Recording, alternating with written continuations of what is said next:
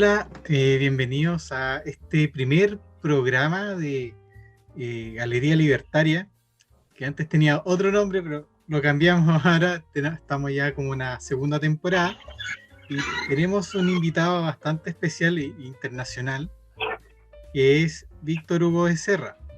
Él pertenece al Partido Libertario de México, así que un gusto tenerlo acá y más o menos, si preséntese para saber más o menos qué es lo que hacen allá y más o menos qué cosa le atrajo también de- del libertarismo como para formar o tener un partido allá. Bueno, antes de eso, había olvidado totalmente presentarnos, porque tenemos un integrante nuevo que no estaba en el programa. Eh, Gabriel Santana no estaba antiguamente en el programa, así Un que gusto, preséntate. soy Gabriel Santana, vivo en Viña del Mar, soy técnico jurídico y estudiante de Ingeniería en Negocios Internacionales y soy parte del Partido Libertario de Chile, en la región de Valparaíso.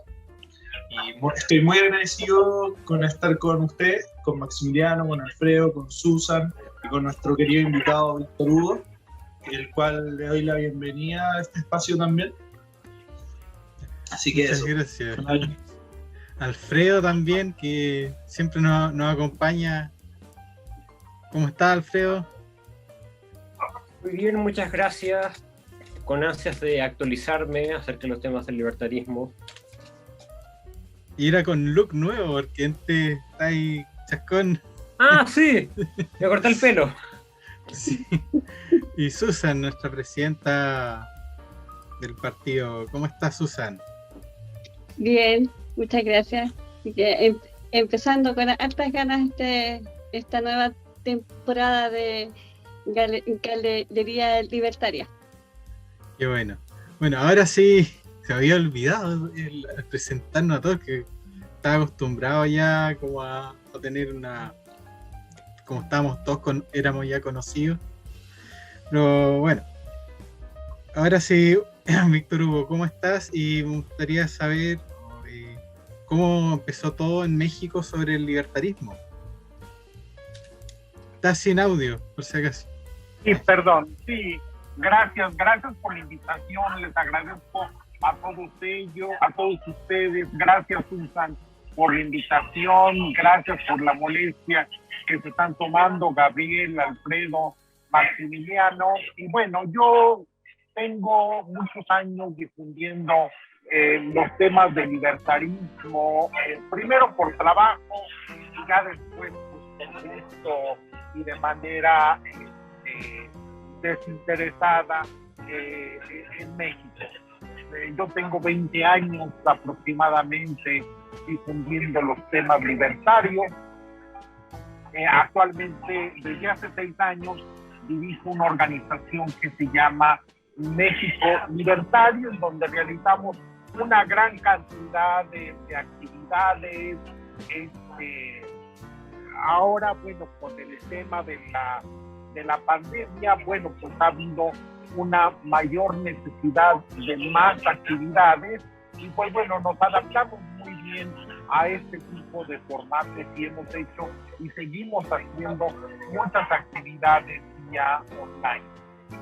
Pero desde hace un año decidimos que sería una buena idea empezar a organizar un partido libertario en México.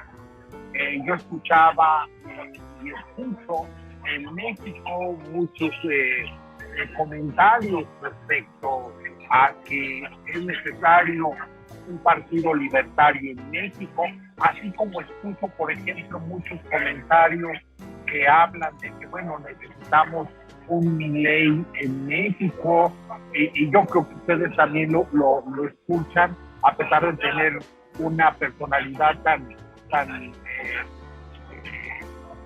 prominente como por ejemplo Axel Kaiser. Pero bueno, escuchaba muchos comentarios en México, escucho muchos comentarios respecto de que sería bueno tener un Milei en México, sería bueno tener una Gloria Álvarez, aunque ella vive aquí, pues bueno, muchas de sus actividades son fuera del país. O que sería bueno tener un economista como Juan Ramón Rayo. Pero el problema es que la mayoría de las personas no se ponen a trabajar absolutamente en eso, ¿no?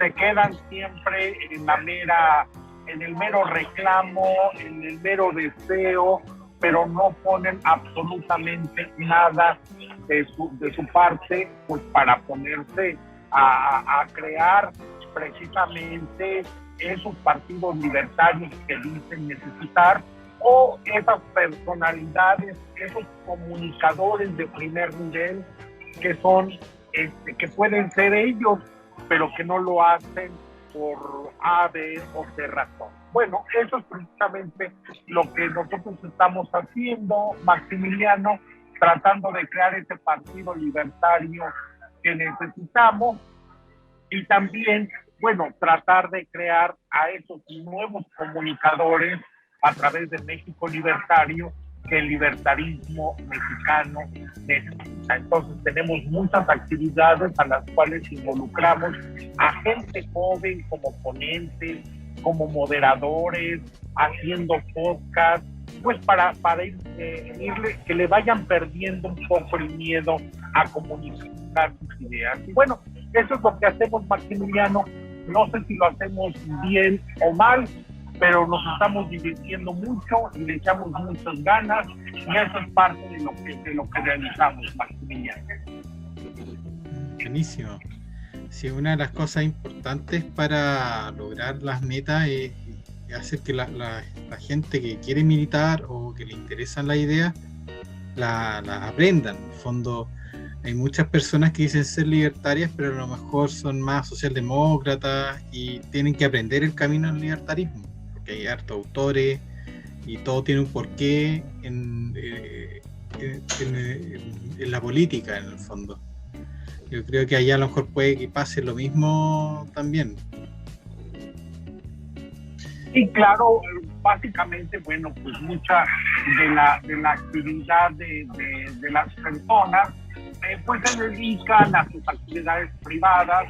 Hay un serio rechazo a la política en México, básicamente pues porque los partidos políticos en México dependen en gran medida y en unas medidas muy, muy grandes del presupuesto público. Entonces, en países con tantas necesidades, pues la gente ve que una gran cantidad de recursos públicos se destinan a organizar elecciones, a mantener a los partidos políticos y a una crecida burocracia electoral. Y bueno, eso crea un gran resentimiento.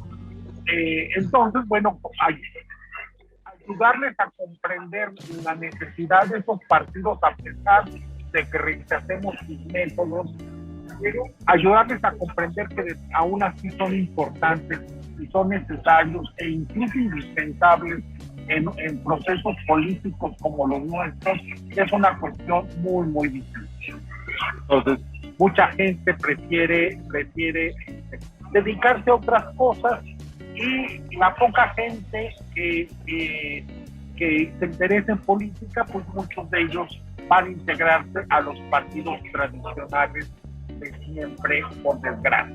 Entonces, una oferta política como el libertarismo, bueno, primero no les dice mucho, porque en México, no sé en América Latina, pero supongo que es más o menos lo mismo. En México, bueno, pues todo se reduce a unas cuantas opciones históricamente liberales, conservadores, socialistas, y no más. El nacionalismo revolucionario del PRI, en donde la mayoría de los partidos han abrevado, y nada más. Y yo creo que, bueno, en buena medida, en buena parte, también lo mismo sucede en otros países de América Latina. Es difícil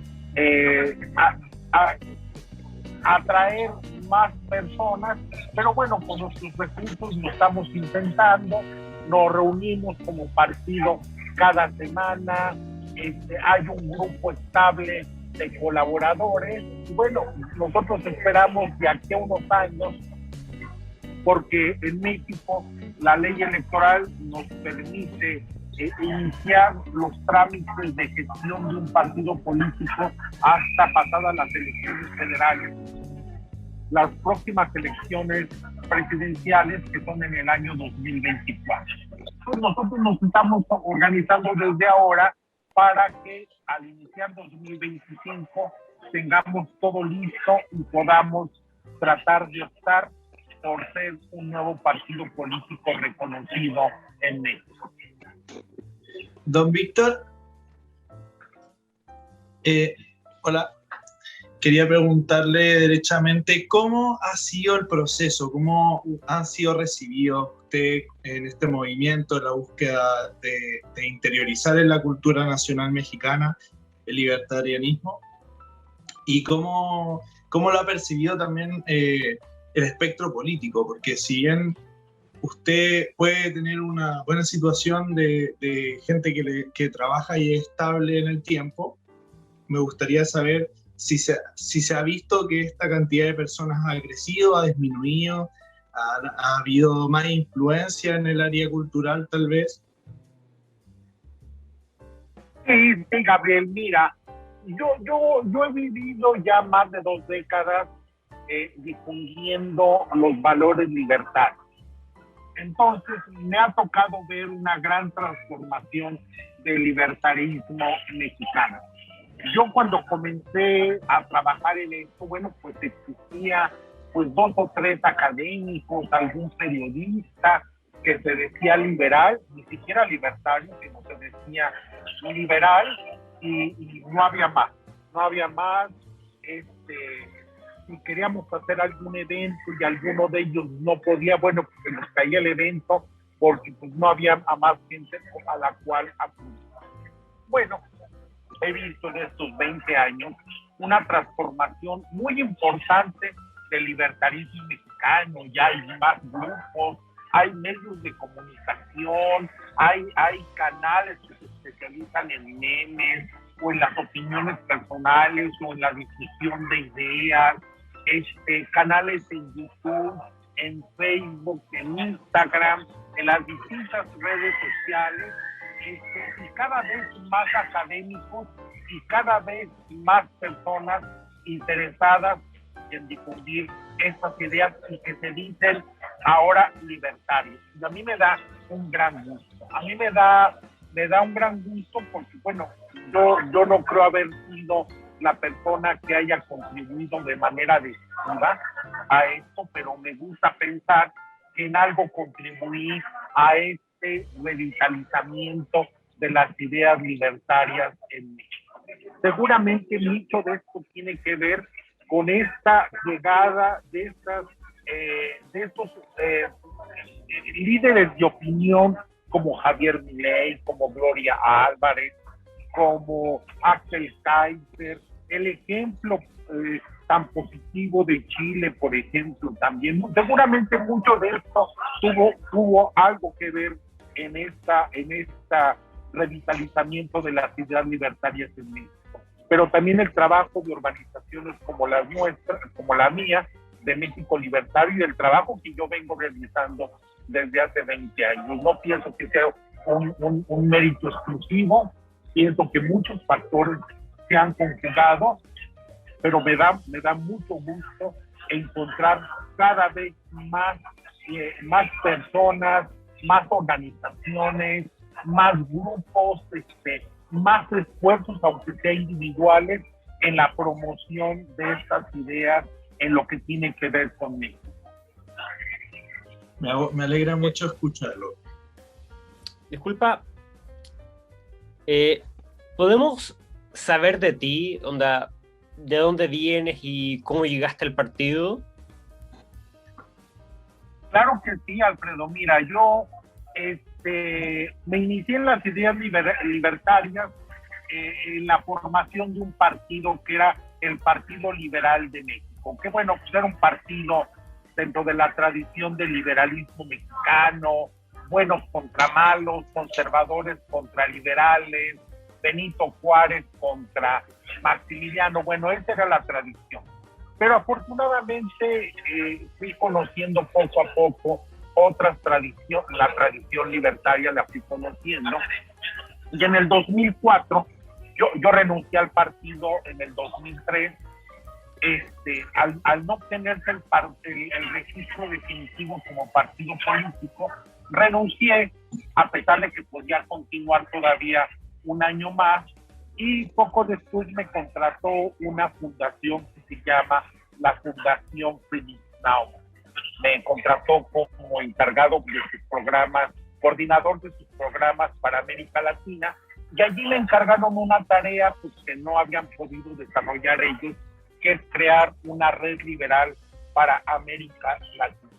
Y es a lo que me dediqué durante 6 años con ellos, y a crear esta red liberal de América Latina, que aún existe, que se llama RELIAL, en donde hay agrupaciones liberales chilenas como Libertad y Desarrollo, creo que también Libertad y Progreso está allí. En fin, estuve en esa tarea, entonces me dio la oportunidad de conocer a prácticamente todos los referentes libertarios en América Latina, liberales y libertarios, de Brasil, de Argentina, de Centroamérica, colombianos, venezolanos.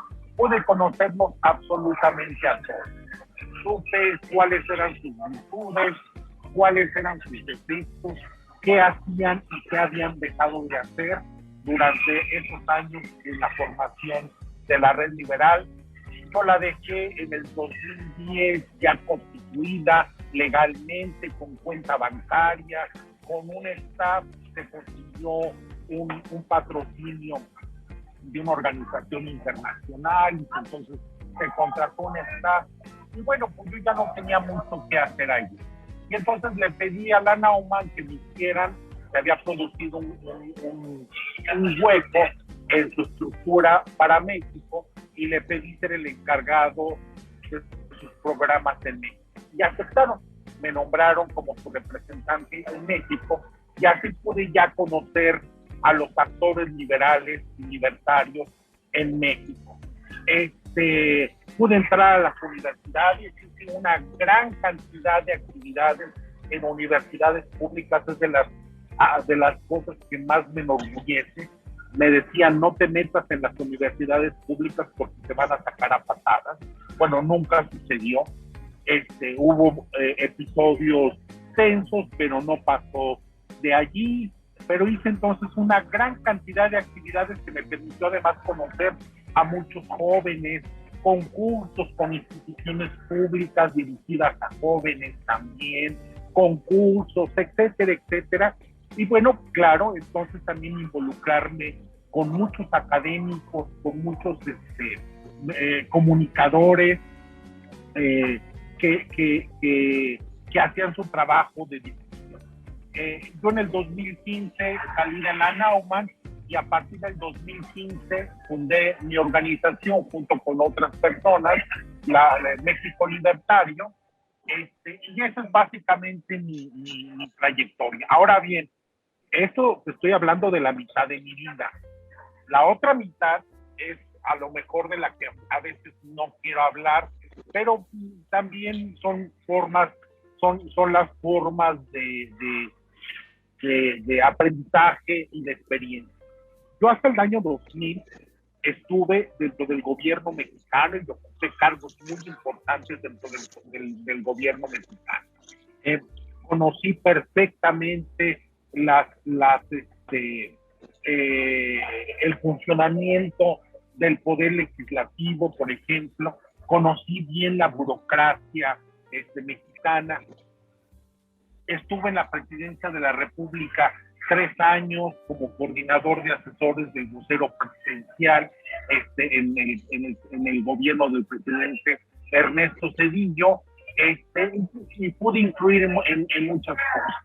Entonces, pues yo era una persona que no conocía absolutamente nada de liberalismo, que había cosas que me sonaban, pero que realmente yo no estaba dedicado a esas tareas de reflexión. Fue hasta que salí del gobierno, que me dediqué a otras cosas, que pude conocer más de estas ideas. Y no tanto por la Fundación Naumann, que realmente es una fundación a la cual yo le tengo mucho agradecimiento, pero reconozco que no se preocupan por formar a sus colaboradores.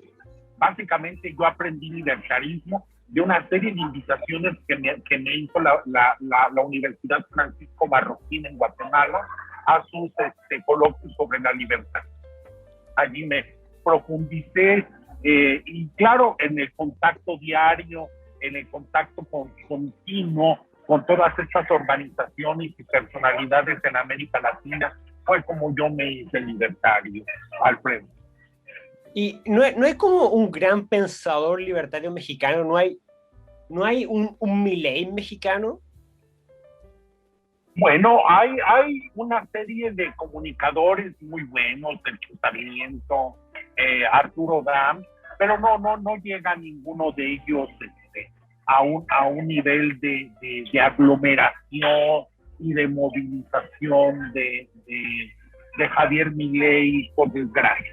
Yo le reconozco a esta gente, a Sergio Sarmiento, a Arturo Dam, su permanente disposición para con nosotros, pero sí reconozco que no es exactamente el tipo que esperarían jóvenes para movilizarse. No lo existe en México, por suerte o por desgracia. Por suerte o por desgracia. Yo quiero hacer lo que quiero preguntar es algo más cultural. Con respecto, por ejemplo, a las artes o lo que tenga que ver con los medios de entretención en México, ¿se ve algún sesgo político? Sí, claro. Los medios de comunicación son oficialistas, y en este caso la izquierda llegó hace 3 años al poder.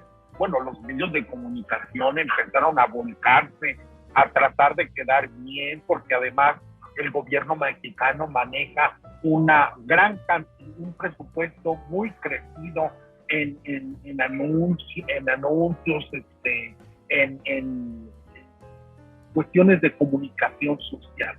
Y bueno, pues entonces despidió a muchos comunicadores que no eran afines al gobierno, o los removió a otros espacios de menor audiencia y colocó en su lugar a comunicadores más afines al nuevo gobierno, como forma de así atraer su favor y lograr más anunciantes. Bueno, eso existe y además con el grave defecto de que esto no se había visto con el PRI y desgraciadamente ahora se ve con izquierda. Y es que los medios públicos de comunicación son profundamente partidistas y dedicados a ensalzar al presidente López Obrador. Eso con el PRI no se daba. Eran medios más o menos neutrales, los medios públicos que mantenían su independencia, que daban cabida a voces críticas, y con el gobierno de López Obrador y la izquierda se dio un vaciamiento de esa neutralidad y ahora son medios públicos que da vergüenza ver. Todos estos medios públicos se dedican ahora a hacer cajas de resonancia del gobierno y a ensalzar de manera vergonzosa al gobierno en turno.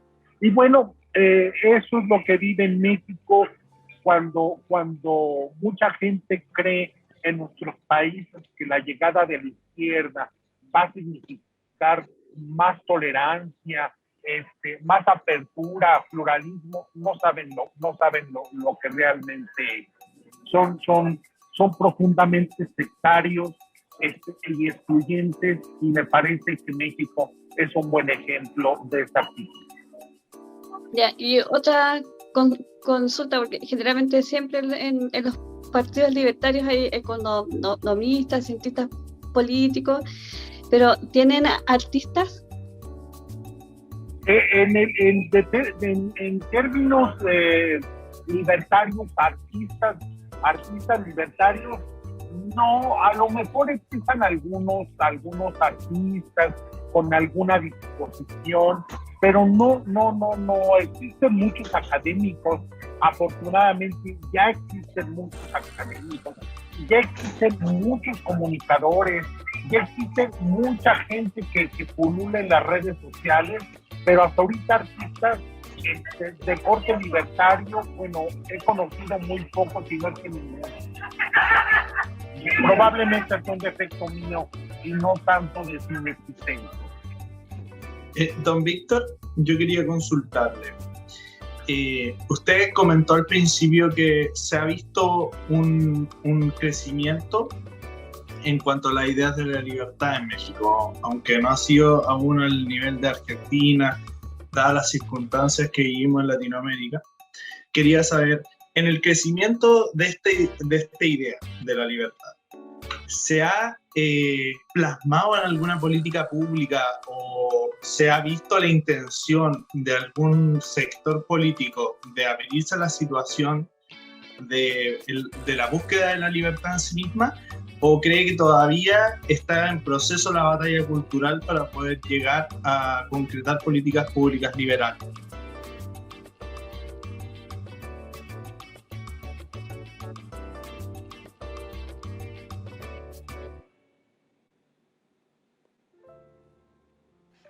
El audio está ahí. Sí, no se escucha.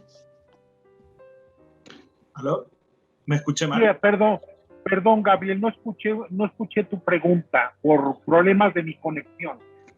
Sí, que en el crecimiento de las ideas liberales, ¿ha habido algún espacio o alguna política pública que haya demostrado o que haya expresado el crecimiento de esta idea de la libertad, o algún espacio político que esté ayudando al desarrollo de digamos en algo más tangible, en una política pública más tangible? Bueno, de manera indirecta, yo creo que la llegada del Partido Acción Nacional, que es un partido conservador de derecha en el año 2000, significó un buen avance de muchas de estas buenas prácticas. Por ejemplo, la exigencia de información por parte hacia el gobierno. Anteriormente no existía posibilidad de que el ciudadano le pidiera información puntual y exhaustiva al gobierno sobre su acción. Me parece que en estas épocas pudieron realizarse algunas buenas políticas en ese sentido. Me parece que la independencia también y la neutralidad de la autoridad electoral fueron también en buen sentido buenas políticas. Y todo eso, todas estas buenas políticas de, por ejemplo, crear autoridades autónomas que no dependieran del presidente de la República y que sirvieran como moderadores de su acción y controladores de su gestión, bueno, todo eso se está perdiendo en México. La llegada de la izquierda en el año 2018 significó inmediatamente el acoso a estas autoridades autónomas, la pérdida de muchas de estas áreas en cuestiones técnicas, por ejemplo, en lo que tenía que ver en fijación de precios o que tenía que ver con hidrocarburos. Bueno, todo eso se perdió y hay el riesgo de que en los próximos 3 años, pues el país vaya a perder al resto de sus autoridades autónomas, porque, bueno, pues al presidente López Obrador le molestan mucho que estén controlando su gestión, que hay autoridades que no responden a sus deseos y caprichos, y bueno, todo eso se está perdiendo. Ojalá no llegue a suceder, pero me parece que precisamente la creación de autoridades autónomas especializadas en su gestión y no politizadas ha sido buenas prácticas que en México se están perdiendo, y que muchas de ellas obedecían a un planteamiento libertario muy importante. Muchas gracias por la respuesta. Quería hacer una consulta sobre AMLO en ese aspecto, ya que se habló mucho sobre el tema de las comunicaciones y cómo ha intervenido AMLO en México. Obviamente, viéndolo como libertario, lo más seguro es que sea un retroceso bastante grande, pero ¿en qué otras cosas ha afectado aparte de la prensa? Acá tenemos un problema similar con la prensa, a pesar de que no es pro gobierno, pero es una prensa totalmente izquierdizada. Yo creo que es algo global, no solamente en México o en Chile, algo que se está dando en todo el mundo. Con respecto a AMLO, ¿cómo ha afectado las medidas de AMLO en el país y cómo el Partido Libertario de México ve, si lo ve como una oportunidad para mostrar mejor su idea o lo ve como un problema mayor? Sí, claro, en el caso de AMLO ha significado un retroceso muy importante en muchos aspectos, tanto en lo económico, en lo político, en la organización institucional del Estado mexicano.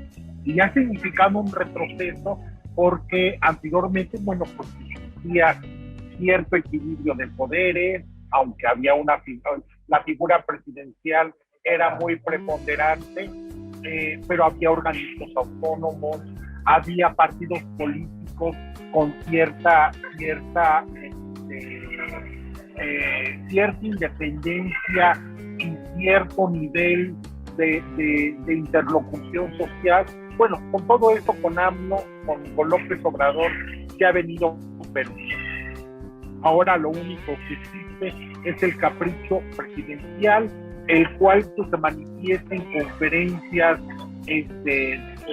muy temprano en la mañana, las mañaneras, de 3 horas, en donde, bueno, pues da órdenes, se le ocurren cosas y pone al gobierno a trabajar.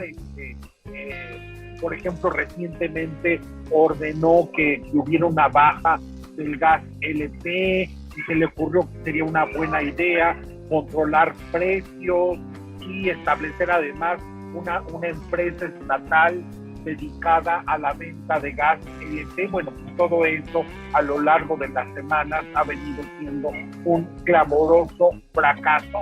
Y así todos los días el presidente se especializa en sacar sus caprichos, en acciones de bote pronto, improvisadas, sin mayor interlocución, atropellando derechos de empresarios y de políticos enemigos de él. Bueno, todo eso desgraciadamente ha significado un retroceso institucional muy importante. Y claro, no se diga a nivel económico, en donde todo lo logrado a lo largo de este siglo XXI, bueno, se echó a perder durante los 3 años de gestión de López Obrador. Entonces hemos regresado a los niveles anteriores de pobreza. Mucho de ello, claro, no hay que ser injusto, se debe a la pandemia, pero muchas de ellas también a la falta de acción y a la improvisación del gobierno de la República, que no se atrevió, que hizo medidas muy a la ligera, y que no actuó de manera rápida cuando más se le necesitaba. Y actualmente, bueno, pues por eso el gobierno, hoy miércoles 1 de septiembre, fue su tercer informe de gobierno al que le obliga la ley, y pudo informar, por ejemplo, que como uno de los grandes logros de su gobierno, el que las remesas que básicamente nos llegan de Estados Unidos, de los trabajadores ilegales mexicanos en Estados Unidos, bueno, ha tenido un crecimiento exponencial. Pues cómo no, con tanta gente, con la falta de empleo en México y la reactivación gradual de la economía norteamericana, pues cómo no va a haber flujos importantes de trabajadores mexicanos en Estados Unidos. Pero eso no es ningún logro del gobierno, y nos debería de llenar de mucha vergüenza el hecho de que personal, trabajadores en sus mejores años de edad, con la mejor disposición, en vez de trabajar en México, pues tengan que hacerlo de manera ilegal y en las peores condiciones en Estados Unidos, y todavía nos llenemos de orgullo al decirlo, como ha dicho hoy el presidente de la República. Pero además reconozcamos que si no hubieran estos flujos de remesa, muchos estados del país regresarían a los niveles de pobreza de los años, ya no del año 2000, sino de los años 80 y quizá hasta de los 60. Bueno, de ese tamaño es la tragedia que ha venido a ocasionar López Obrador en México, y que, bueno, nosotros nos encargamos como libertarios en lo individual y como organizaciones, tanto México Libertario como el Partido Libertario MX, nos hemos dedicado a insistir precisamente que la gente vea la terrible tragedia que ha significado un gobierno de izquierda para mí. Acabas de tocar un tema que nos intriga, y es el asunto de los trabajadores ilegales mexicanos en Estados Unidos. O sea, es decir, el asunto de la migración ilegal. ¿Cuál es la postura del Partido Libertario con respecto a ese tema? Bueno, la postura nuestra es la de todo libertario. Queremos fronteras abiertas, con la mayor disposición. Nosotros no vemos la migración de centroamericanos, haitianos y cubanos en México, no la vemos como una tragedia ni como un problema, sino como una fuente de oportunidad. Sé que Chile tiene sus propios problemas y puntos de vista con la migración venezolana, haitiana, etcétera, pero nosotros como libertarios lo vemos como una enorme oportunidad. No hay sociedad que se empobrezca con la migración, y exacerbar el miedo a los migrantes es propio de derechistas infames y conservadores sin mucho cerebro. Bueno, ese es nuestro punto de vista. Don Víctor. Pero también reconocemos que el hecho de que muchos mexicanos vayan a Estados Unidos sin papeles, sin reconocimiento legal, bueno, pues representa un grave atentado a sus derechos básicos. Pero también creemos que si las autoridades mexicanas, que si la sociedad mexicana exige un mejor trato para los migrantes mexicanos en Estados Unidos, ese mismo derecho se les debe de otorgar a los migrantes centroamericanos, cubanos y haitianos en su paso por México, la cual la mayoría no quiere quedarse en México, sino hace el viaje a Estados Unidos.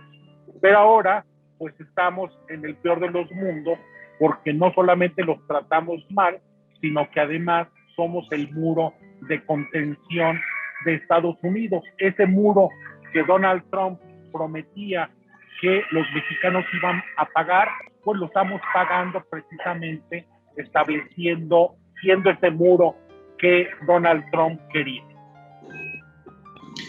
Don Víctor, yo me quedé con una frase que dijo antes sobre los controles de precios. Quería preguntarle sobre eso. Los controles de precios han sido de forma muy agresiva quiero decir, ¿han generado escasez en la economía de alguna forma o han sido más bien medidos y aún no llega a esos niveles? ¿Cuál es su perspectiva? ¿Te refieres que si ha habido escasez de productos o cosas por el estilo? Si no entendí mal, ¿verdad? Sí, eso quise decir. Lo que pasa es que muchas veces los controles de precios generan menos producción, porque hay menor incentivo para los privados de producir dichos productos. Entonces genera en mediano plazo, o si es que las políticas públicas de control de precios son muy bruscas, escasez de recursos en algunos casos, y quería saber si eso se vivía en México actualmente. Sí, claro, yo no te lo entendí, pero como la conexión en el lugar donde estoy no es muy buena y yo creí que iba a ser bastante buena, una disculpa, preferí mejor preguntar.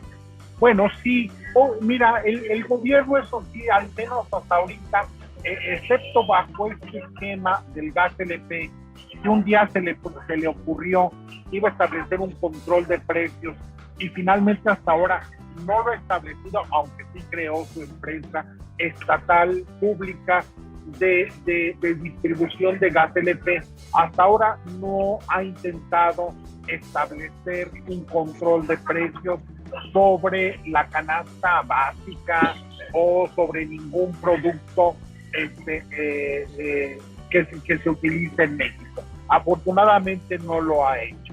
Ha habido, me parece, son burócratas competentes en el área económica los que tiene el gobierno. A lo mejor no resisten los caprichos del gobierno del propio presidente, pero al menos no han cometido grandes errores ni barrabasadas económicas. Y sí, obviamente, todos hemos venido señalando que ni se le ocurra establecer un control de A, B o C, porque eso va a significar inmediatamente la generación de mercados negros, lo cual lleva a la escasez. Y bueno, eso creo que nadie lo quiere y hasta ahorita el gobierno ha sido prudente, al menos al no establecerlo, prometer, amenazar, pero hasta ahorita no lo ha hecho. Sí ha hecho otras cuestiones que sí me parecen que son importantes destacar. Por ejemplo, el aumento por decreto del salario mínimo. Bueno, eso no ha beneficiado absolutamente a nadie, ha significado una merma importante en contra de las empresas, no ha sacado a nadie de la pobreza y sí, por el contrario, ha llevado a mucha gente a regresar a sus casas, pues porque no hay lugares donde paguen un aumento a un salario mismo, que ellos no devengan con sus habilidades ni con su productividad. Me parece que después de 3 años de aumentos por decreto del salario mínimo, se ha visto que esto no ha significado realmente un apoyo importante para prácticamente nadie, y que al contrario ha traído una serie de elementos distorsionadores del mercado de trabajo muy importantes. Bueno, eso es lo que me parece que básicamente podría responder a tu pregunta. Sí, muchas gracias.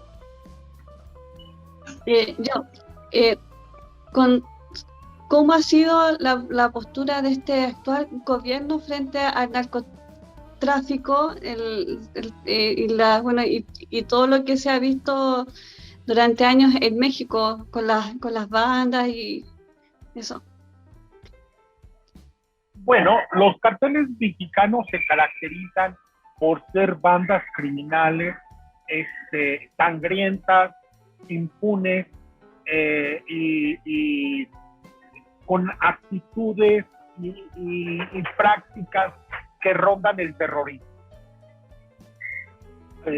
Tanto Donald Trump como Biden han tenido la tentación de declararlas grupos terroristas, y el gobierno mexicano se ha opuesto porque eso representaría la posibilidad de que Estados Unidos intervenga directamente sobre ello. Bueno, está bien, no nos metamos mucho entonces en la declaración de terroristas, aunque sí lo son. Son grupos despiadados que llegan a las matanzas y al terror indiscriminado de la población. Pero el gobierno, en vez de tratar de atacarlas, ha más bien puesto en práctica una política de tolerancia, de acercamiento, como dice su eslogan, de abrazos y no de balazos, porque entiende que muchas veces el narcotráfico, sobre todo cuando atrae a la gente joven, pues tiene que ver con problemas de expectativas económicas no cumplidas. Y entonces el gobierno pues se ha escudado en decir que va a implementar un importante programa de apoyos sociales para llegar precisamente a esa gente joven. Se les ha ofrecido algunas mejoras de empleo, algunos programas de empleo, y bueno, entonces el gobierno ha mantenido más bien un status quo con los grupos, los carteles del narcotráfico. Bueno, eso es más o menos la situación en grado general. Sin embargo, eso no nos debe de ocultar una cosa, y es que en México se habla, y cada vez lo decimos en voz cada vez más alta, que este gobierno, y particularmente el presidente López Obrador, fue financiado por el narcotráfico durante buena parte de su carrera política, y que su actual inacción frente a su contemporización con los grupos criminales tiene que ver precisamente con ese compromiso que siente y que manifiesta de muchas maneras hacia los grupos criminales, hacia los capos del narcotráfico que durante mucho tiempo financiaron su carrera política. No es una cuestión que pueda comprobarse, pero se ve todos los días. Va y saluda a la madre, a la familia de los capos del narcotráfico, no los persigue, ha caído a niveles mínimos la intercepción de narcóticos, habla de como decía, de abrazos, no de balazos, se preocupa por la suerte personal de los narcotraficantes, les habla con mucho respeto que no tiene para los periodistas, por ejemplo, ni con sus opositores políticos, y hasta les pide perdón por referirse por algún apodo para con ellos, lidera a los narcotraficantes o a los hijos de los narcotraficantes ya detenidos. Bueno, todo eso me parece que son síntomas, a lo mejor no pruebas, pero síntomas de que este gobierno tiene un acuerdo oculto, una agenda oculta con los grupos criminales, que son de la peor realea en términos de vidas humanas. Eso hay que decirlo, hay que mencionarlo, porque si no vamos a seguir teniendo el problema allí todos los días y nadie hace absolutamente nada. Y me parece que es bueno que la gente a nivel internacional conozca esta otra parte que generalmente no se dice de la relación del gobierno mexicano con los grupos criminales. Disculpa, usted ha hablado muy mal acerca de AMLO, lo cual me hace surgir la duda. ¿Cómo semejante sujeto llegó a ser presidente de México? Porque México elige a sus presidentes de una manera democrática, ¿correcto?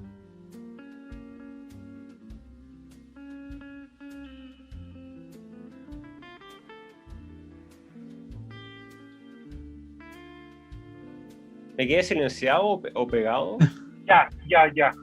yo no te escuché más que cómo llegó AMLO a ser presidente. Bueno, claro, esa es la pregunta, sí. Sí. Con el desprestigio profundo del aparato anterior. El presidente Peña Nieto, el anterior inmediato a López Obrador, y todos los anteriores, bueno, siempre hubo señalamientos de corrupción o de trabajo mal hecho, pero sobre todo el gobierno pasado dio muestras muy, muy graves de corrupción por parte del propio presidente de la República. Y además una inacción de los propios partidos políticos, coludidos muchas veces, o se supone, porque hasta ahorita no ha habido pruebas. Este gobierno se ha especializado en azuzar el fantasma de que en el pasado hubo mucha corrupción, pero hasta ahorita no hay nadie en la cárcel, ninguna prueba se atiende. Pero bueno, básicamente ha habido un gran desprestigio de los partidos políticos. Y AMLO, López Obrador, durante muchos años se dedicó a decir, bueno, pues que era una persona muy honesta, que a él le podían escarbar en cualquier forma, y ni siquiera tenía cuenta bancaria. Bueno, sí, muchas de esas mismas cosas que conocemos en tantos opositores, no sé, Gustavo Petro en Colombia, por ejemplo, en fin, muchas de esta gente hacen apología de que son limpios, pero bueno, no sabemos hasta qué grado son limpios. Y bueno, pues la sociedad mexicana dio en el 2018 una fuerte desautorización a los partidos políticos anteriores, permitió que López Obrador llegara al poder, y déjame decirte que además está en el poder con un altísimo nivel de aprobación. A lo mejor 60% no es mucho en comparación con otros gobiernos, que es actualmente un 60% es el nivel de aprobación, según la mayoría de las encuestas que tiene este gobierno. Pero después de tantos errores, tantos escándalos también de corrupción de él mismo y de su familia, de López Obrador y de su familia, bueno, pues uno supondría que ya ese nivel de popularidad con el que llegó ha bajado drásticamente, y no es el caso. Aún la gente le sigue creyendo, su personalidad tiene cierto nivel de teflón, y bueno, pues allí anda, como te digo, Alfredo, con un 60% de popularidad y con un nivel también muy, muy intenso de defensa por parte de sus seguidores. Él le habla no tanto a la sociedad mexicana en esas 3 horas que tiene su mañanera, le habla a sus seguidores, y básicamente los va permeando, les va argumentando, y bueno, pues este es el trabajo que viene realizando de adoctrinamiento hacia sus seguidores, aunque yo sí noto una pérdida gradual de confianza, que por ejemplo se reflejó en las pasadas elecciones de junio pasado.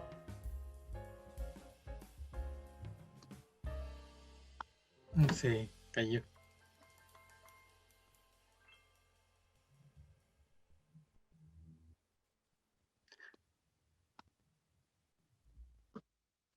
Queda un julio pasado. Sí. Perdón, aquí la transmisión que es bastante mala. Entonces, te decía Alfredo que esa pérdida gradual de la popularidad de López Obrador, bueno, pues se deja ver, por ejemplo, en la pasada elección de apenas junio pasado, en donde no pudo mantener su mayoría absoluta en la Cámara de Diputados, pero además perdió su bastión histórico, la Ciudad de México. Un bastión histórico que mantenía desde 1997, cuando la izquierda llega por primera vez a gobernar la capital del país. Y bueno, ambos los perdieron, y me parece que que no es una pérdida acelerada de popularidad ni de confianza, pero gradualmente va en esa dirección y ojalá en el 2024, que es la próxima elección presidencial, haya una mayor puja política en torno al próximo candidato presidencial. En México no hay reelección, entonces, bueno, pues vamos a ver qué sucede. Yo, con respecto a este último gobierno, bueno, y en general a la izquierda, ¿cómo ha influenciado en temas como la familia, la religión y también la educación sexual?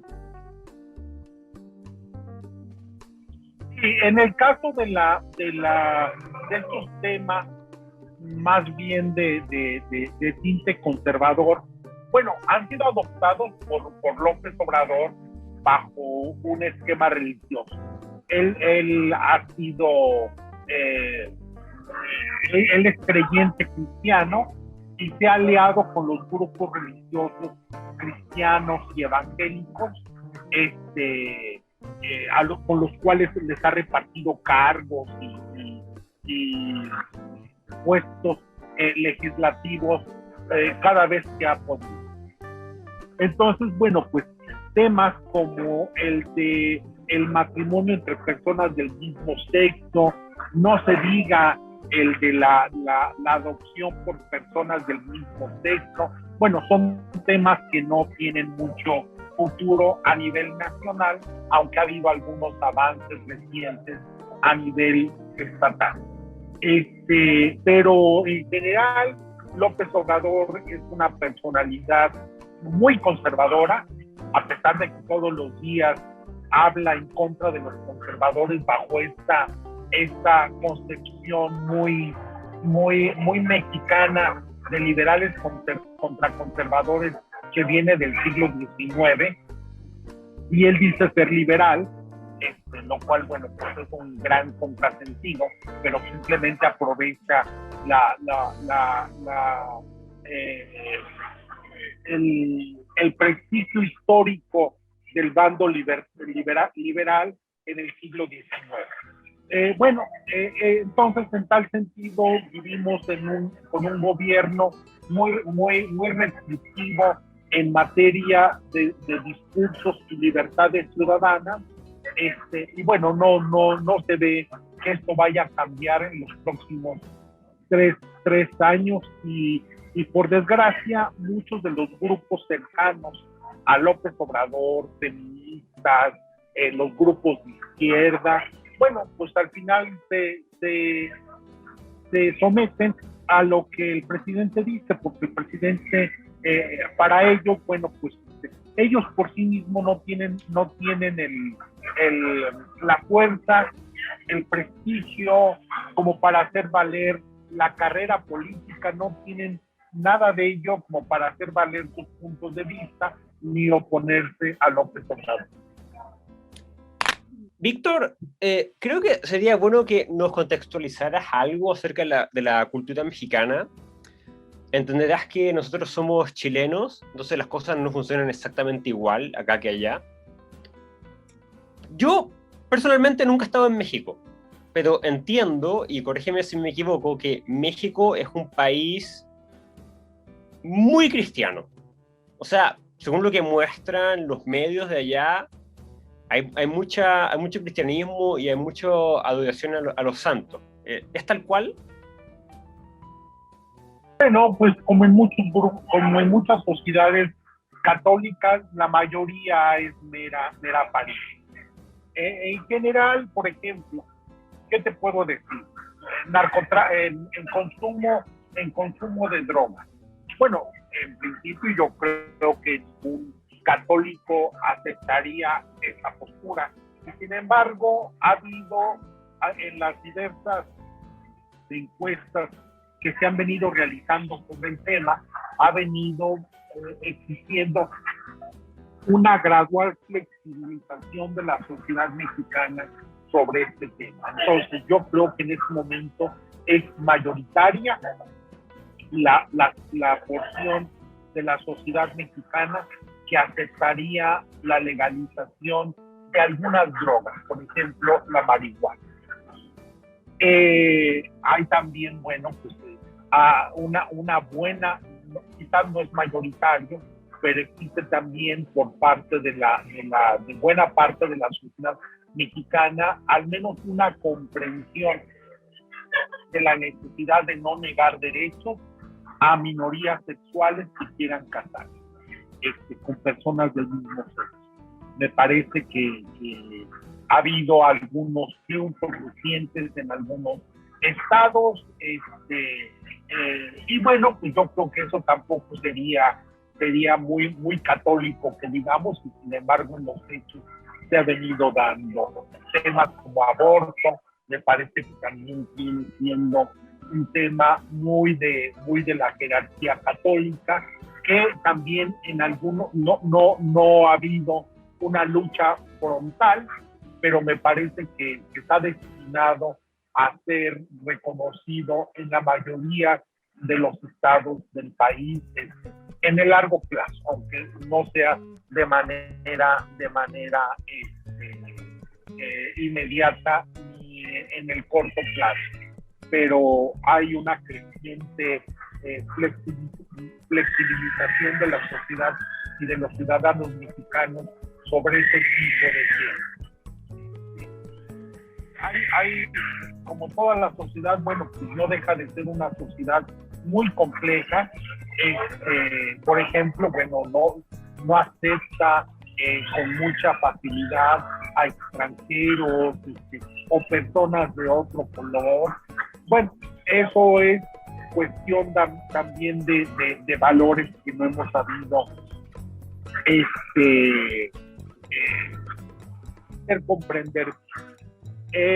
Y bueno, me parece que sí, que en principio podría dar la impresión de ser una sociedad muy conservadora, pero no lo es tanto. Yo insisto que sus valores están siendo cada vez más flexibles.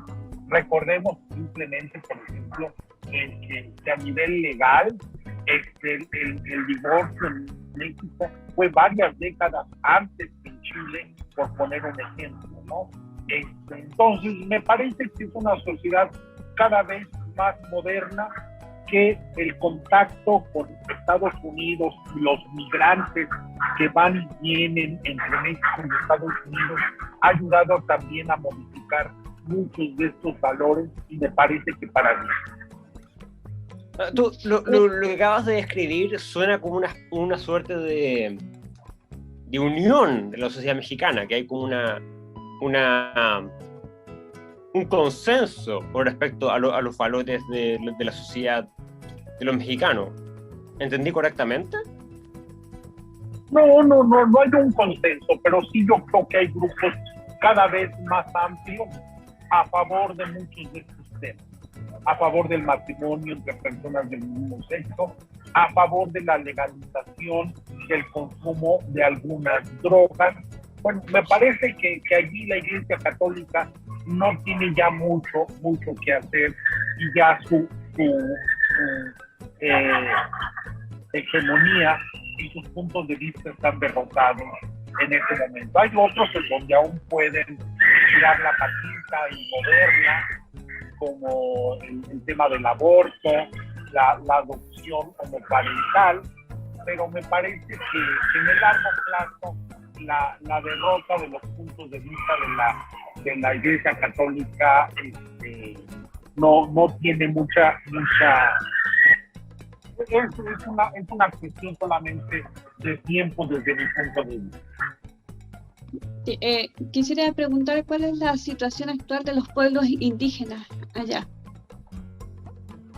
Bueno, los pueblos indígenas es un tema muy importante en Chile, con los mapuches y todo este grupo. En México, bueno, es un tema que va y viene. En los 90 fue un tema de altísima explosividad social, todo el mundo opinaba, todo el mundo tenía su propia concepción de lo que era mejor para los pueblos indígenas. Me parece que ha venido atenuándose. Hay sí problemas con grupos indígenas, problemas de intolerancia religiosa en algunas comunidades, problemas de uso político de estas comunidades, pero ya no llegan a los niveles de los años 90. Pero no creo que sea de ninguna manera un problema resuelto. Los grupos más marginados en México, los grupos más pobres, son precisamente los grupos indígenas. Y si tú quieres escarbar un poquito, encontrarás una mujer indígena y con algún problema de movilidad, por ejemplo, alguna cuestión física, algún problema físico. Bueno, pues precisamente vas a encontrar a los más pobres entre los pobres mexicanos. Lo cual quiere decir que aún tenemos mucho que hacer para hacer llegar la prosperidad a estos grupos que, por desgracia, se encuentran en los estados más dominados por los cacicazgos históricos, más proclives a la izquierda. Y bueno, va a ser una tarea muy difícil en el mediano y en el largo plazo. La presencia de cacicazgos, de sindicatos, de corporaciones religiosas en estos estados, bueno, no deja mucha independencia ni muchas posibilidades de crecimiento y desarrollo a los grupos indígenas. Y bueno, va a ser muy difícil lograr llegar con una mejor oferta de desarrollo hacia esos grupos. Disculpe, don Víctor, yo quería preguntarle, dadas las circunstancias que las evoluciones del mercado y de las ideas de la libertad tuvieron que dar un paso atrás por el nuevo gobierno, ¿cuál cree usted que es el mayor problema o la mayor dificultad que se enfrenta hoy en día los liberales allá en México? ¿Y cómo cree que se debiera solucionar, cómo debieran abordar? Pues mira, independientemente de lo que tenga que ver con la agenda regresiva, la tendencia autoritaria del gobierno, el regreso a los años 70 en la agenda política del país por parte del gobierno López Obrador, pues yo creo que los problemas de los libertarios en México tienen mucho que ver con lo que pasa en la mayoría de los países de América Latina. La falta de organización, la falta de figuras que indiquen, bueno, pues un poquito de airear un poco el ambiente y de ayudar a la gente a que no se concentre tanto en las redes sociales, que hay un mundo más allá de las redes sociales y que quedarse en las redes sociales es condenarse a la minoría y a la insubstancialidad de manera permanente. Bueno, yo creo que ese es el principal problema de los grupos libertarios. Tú sabes que además los grupos libertarios estamos siempre peleados unos con otros, hablamos mal de los demás. Bueno, eso es algo natural en grupos que guardan de manera tan celosa su individualidad, su perfil, y que creemos que, bueno, todos los demás son socialistas, pero nosotros somos libertarios, ¿no? Bueno, pues eso es una cuestión congénita del libertarismo que debiéramos de alguna manera solucionar, pero yo creo que lo importante primero es organizarnos y animarnos a salir de nuestros hoyos en las redes sociales para decirle a la gente que somos una expresión seria, bien fundamentada, académicamente viable y políticamente seria, consistente, como para poder ofrecer alguna solución social. Bueno, eso yo creo que muchas gracias por la respuesta. Sí, bueno, vamos a tener que hacer un trabajo muy serio a nivel latinoamericano para sacarnos el bicho del estatismo, porque Latinoamérica es una de las cosas, yo creo que más nos afecta como sociedad en general. Latinoamérica está muy infectada por el socialismo, o gente que incluso dice que no es de izquierda, pero es estatista igual, y se encuentra en grupos en la sangre. De derecha. Sí, lamentablemente es un trabajo bien grande que tenemos que hacer. Yo igual lo hago todos los días con la gente que conozco. Así que, bueno, ya pasamos más o menos el tiempo para esta entrevista. Así que muchas gracias por haber estado acá.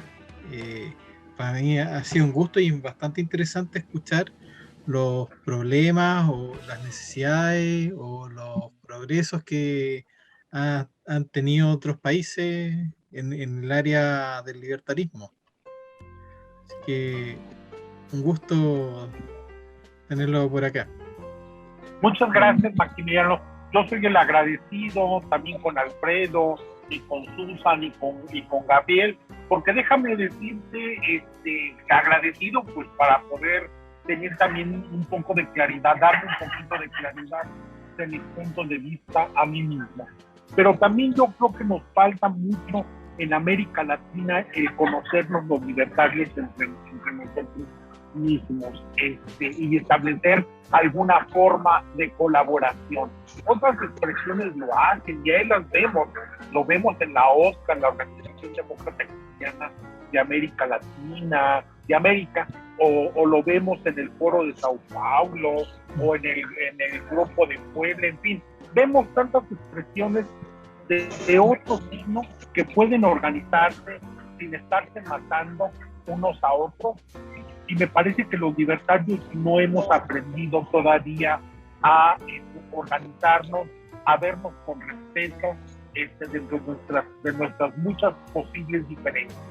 Y me parece que, bueno, este tipo de esfuerzos, el que ustedes realizan, va en esa dirección, en la dirección correcta, de que podríamos tener todas las diferencias que querramos, pero al final nos falta conocernos un poco más y establecer algunas redes de colaboración, y yo los felicito por ello. Muchas gracias. Ha sido un gusto saber muchas cosas de México y de lo que hacen allá como partido libertario. Gracias a ti, Susan. El agradecido soy yo a ti y a todo tu grupo de colaboradores y gente que está en este programa. Gracias a todos. Gracias. Muchas gracias a usted.